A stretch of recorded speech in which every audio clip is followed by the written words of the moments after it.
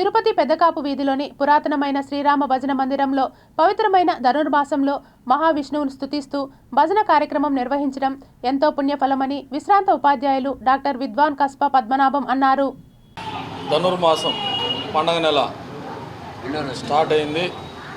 దానిలో భాగంగానే ప్రతిరోజు పెద్దకాపు వీధి రామ భజన మందిరంలో ఉదయం 5 నుంచే స్వామివారికి ప్రత్యేక అభిషేక పూజలు చేసి 5 నుంచి 7:30, 8 వరకు భజన కళాకారులు దాదాపు 30 సంవత్సరాలుగా ఈ భజన కళాకారులు ఈ పురాతన ఆలయంలో ఈ ధనుర్మాసంలో భజనలు చేస్తున్నారు. అలాగే ప్రతి శనివారం కూడా సాయంత్రం భజనలు చేస్తున్నారు.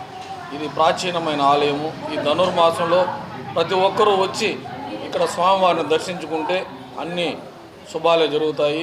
భోగి పండుగ వరకు ఈ ధనుర్మాస పూజలు ఉంటుంది. ప్రతి ఒక్కరూ వచ్చి పాల్గొనండి, స్వామివారి ఆశీస్సులు పొందండి, అందరూ సుఖ సంతోషాలతో జీవించాలని కోరుకుంటూ ఈ ధనుర్మాసంలో మా విష్ణుమూర్తి యోగ నిద్రలో నుంచి లేడవే ముఖ్య కారణము. అందువలన ఈరోజు చాలా ముఖ్యమైన దినము. మా ఈ కాపు వీధి భజన మందిరము చాలా పురాతనమైనది. ఇక్కడ భజనలు చేయడానికి నేను వచ్చాను. నాకు అదృష్టంగా భావించి